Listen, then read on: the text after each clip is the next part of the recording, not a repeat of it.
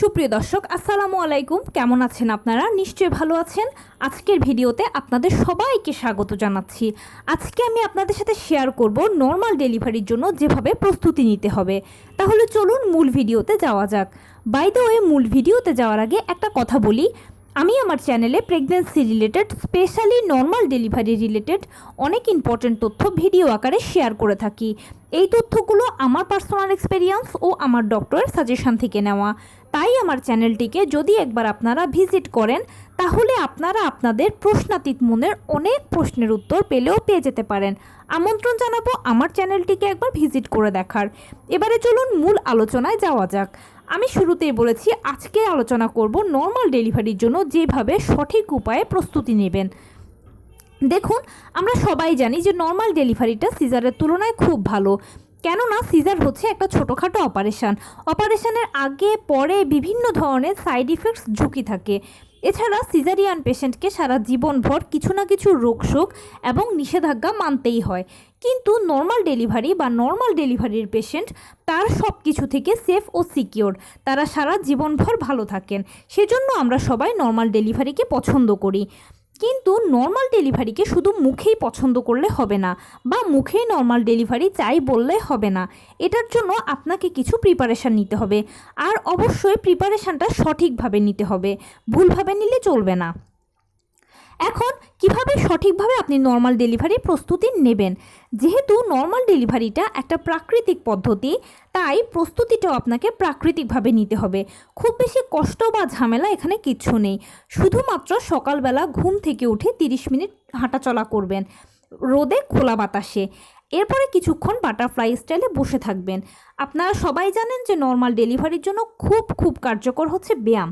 আর সকালবেলা খোলা রোদে বাতাসে হাঁটলে আপনি ভালো ব্যায়াম করতে পারলেন, আর বাটারফ্লাই স্টাইলে বসে থাকলে আপনার পেলভিসের একটা ভালো ব্যায়াম হয়ে যাবে।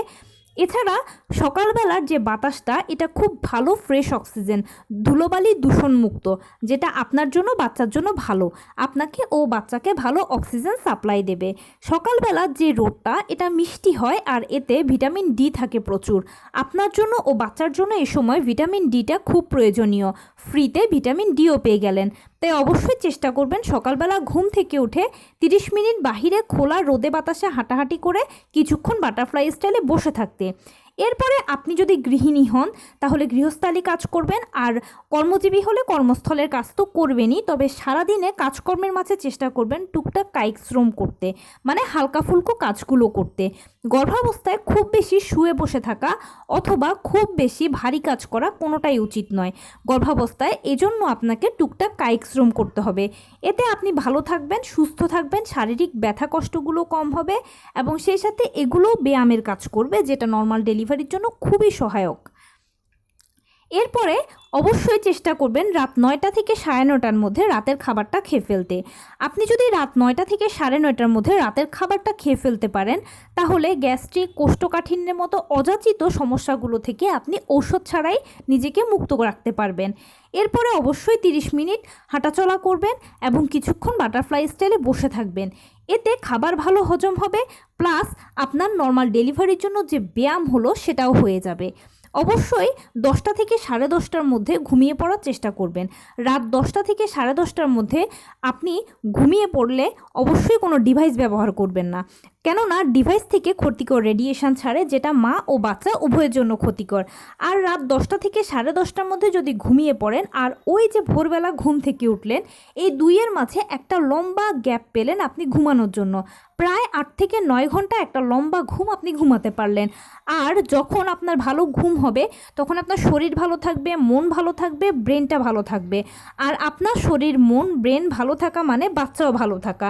বাচ্চাও তখন খুব ভালো মতো অক্সিজেন পাবে। অবশ্যই শোয়ার সময় বাম কাত হয়ে ঘুমাবেন, তাহলে বাচ্চা ভালো অক্সিজেন পাবে। চাইলে মাঝে মাঝে ডান কাতও হতে পারেন, তবে চেষ্টা করবেন বেশিরভাগই বাম কাত হয়ে শুতে। এতে বাচ্চা ভালো অক্সিজেন পাবে এবং বাচ্চাও ফুরফুরে থাকবে, সুস্থ থাকবে, স্বাভাবিক থাকবে। আর অবশ্যই খাবারের বেলায় ঘরোয়া খাবারের উপর নির্ভর করবেন। কখনোই বাইরের খাবারটা খাবেন না। বাইরের খাবার গর্ভাবস্থায় ধরে ছুঁয়ে দেখা উচিত নয়। যাই খাবেন ঘরে তৈরি করা খাবার খান। রেস্টুরেন্টের খাবার খেতে ইচ্ছে হলে সেটাও বাড়িতে বানিয়ে খান। স্বাদে হয়তো 19-20 হবে, কিন্তু আপনি একদম প্রপারলি টাটকা খাবারটা পেলেন, যেটা আপনার জন্য বাচ্চার জন্য এ সময় খুব প্রয়োজন।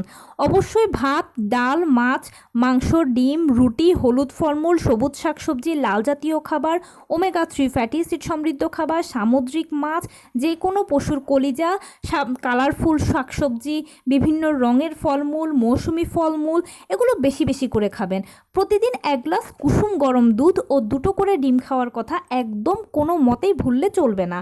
খাবারের ব্যাপারে আপনি যদি সচেতন থাকেন, ফ্রেশ টাটকা খাবারগুলো যদি খান, পচা বাসি খাবারকে বাদ দিয়ে বা গরম করেও খাবার না খেয়ে যদি ফ্রেশ টাটকা খাবারগুলো খেতে পারেন, তাহলে আপনি এমনিতেই অনেক সুস্থ থাকবেন।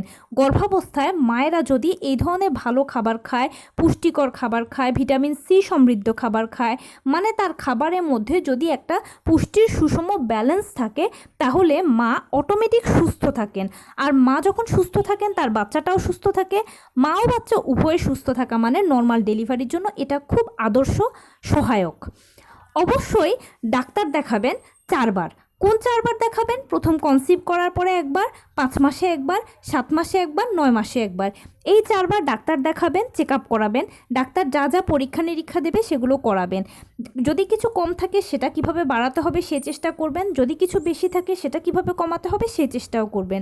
অ্যামনিওটিক ফ্লুইডের ব্যালেন্স ঠিক থাকাটা নর্মাল ডেলিভারিতে খুব গুরুত্বপূর্ণ। সেই জন্য নিয়মিত 12 থেকে 14 গ্লাস পানি খাবেন এবং সেই সাথে গরম দুধ খাবেন, 2টো করে ডিম খাবেন, শাকসবজি ফলমূল তো খাবেনই।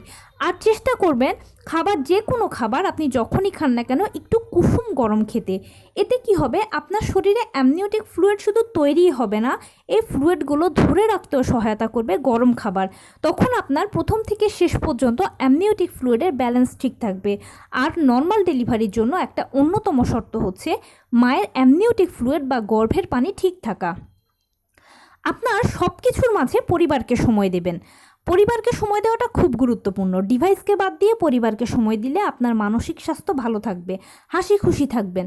বাচ্চারা 5 মাস বয়স থেকে কানে শুনতে পায়। যখন আপনারা পরিবারের সবাই কথোপকথন করবেন, তখন বাচ্চা এটা শুনতে পাবে, প্রতিধ্বনিটা বাচ্চার কানে যাবে। আর এই বাচ্চারা পরবর্তীতে দেখা যায় জন্মের পরে বেশ হাসি খুশি হয়, খিটখিটে মেজাজের হয় না। সেজন্য বেশি বেশি করে পরিবারকে সময় দেবেন। এতে আপনার মানসিক স্বাস্থ্য ভালো থাকবে, বাচ্চাও ভালো থাকবে। অবশ্যই আপনি যেই ধর্মের অনুসারী হন না কেন, বেশি বেশি করে উপরওয়ালাকে ডাকবেন। কেননা মনে রাখবেন, এটা আপনার জন্য এখন একটা সময়, একটা পরিস্থিতি। আর এই পরিস্থিতি বা এই সময়ের হাত থেকে উপরওয়ালাই আপনাকে খুব ভালোভাবে সাহায্য করতে পারবে। ওনার সাহায্য এখানে সবথেকে বেশি গুরুত্বপূর্ণ। সেই সাথে ডাক্তারের দেওয়া আয়রন, ভিটামিন, ক্যালসিয়াম ওষুধগুলো নিয়মিত খাবেন। এইভাবে যদি আপনি চলতে পারেন, এগুলো যদি আপনি মেনটেন করতে পারেন, তাহলে ইনশাল্লাহ নর্মাল ডেলিভারি আপনাদের হবেই হবে। এখানে আর কোনো বাধা থাকবে না, কেননা মা ও বাচ্চা সুস্থ মানে নর্মাল ডেলিভারি হওয়া। সেই সাথে আরও একটা কথা বলছি, সেটা হচ্ছে নর্মাল ডেলিভারিকে সাপোর্ট করবেন। যে কোনো সময়, যে কোনো পরিস্থিতিতেই নর্মাল ডেলিভারিকে সাপোর্ট করবেন। মানসিকভাবে শক্ত থাকবেন, নিজেকে বোঝাবেন যে নর্মাল ডেলিভারিতে আমি যাব, নর্মাল ডেলিভারি প্রসেসগুলোকে আমি মানতে পারবো। অনেকে ভয়ের চোটেও নর্মাল ডেলিভারিকে অ্যাভয়েড করে, এটা করবেন না। নিজেই নিজেকে সাহস দেবেন। নিজের সাহসটাই হচ্ছে সবথেকে বড় উপায়। আর সেই সাথে আপনি নিজেই নিজের বড় ইন্সপিরেশান, তাই নিজেকে নিজে বোঝাবেন, নর্মাল ডেলিভারিকে সাপোর্ট করবেন এবং নর্মাল ডেলিভারির জন্য সবসময় চেষ্টা করবেন। এখন আপনি যে মাসের গর্ভবতী আছেন না কেন, হয়তো ফার্স্ট ট্রাইমেস্টারের বা সেকেন্ড ট্রাইমেস্টারের বা থার্ড ট্রাইমেস্টারের, যখন থেকে এই ভিডিওটা আপনারা দেখছেন বা শুনছেন না কেন, অবশ্যই এইভাবে চলার চেষ্টা করুন, দেখবেন নর্মাল ডেলিভারি হবেই। তো এই ছিল আজকের ভিডিও। কেমন লাগলো বলুন? যদি ভালো লেগে থাকে ও হেল্পফুল হয়ে থাকে, তাহলে প্লিজ লাইক, কমেন্ট, শেয়ার করতে একদম ভুলবেন না। আর সেই সাথে আমার চ্যানেলটিকে সাবস্ক্রাইব করার বিনীত অনুরোধ রইল। পাশে থাকা বেল আইকনটি ক্লিক করে দেবেন, যেন আমি ভিডিও আপলোড করার সাথে সাথে আপনার নোটিফিকেশান পেয়ে যান। এছাড়া যদি কোনো প্রশ্ন থাকে কমেন্টসে জানাবেন, আমি রিপ্লাই দেব। প্লাস যদি কোনো পরামর্শ থাকে যে কোন বিষয়ের উপরে ভিডিও বানালে আপনারা উপকৃত হবেন, সেটাও জানাবেন।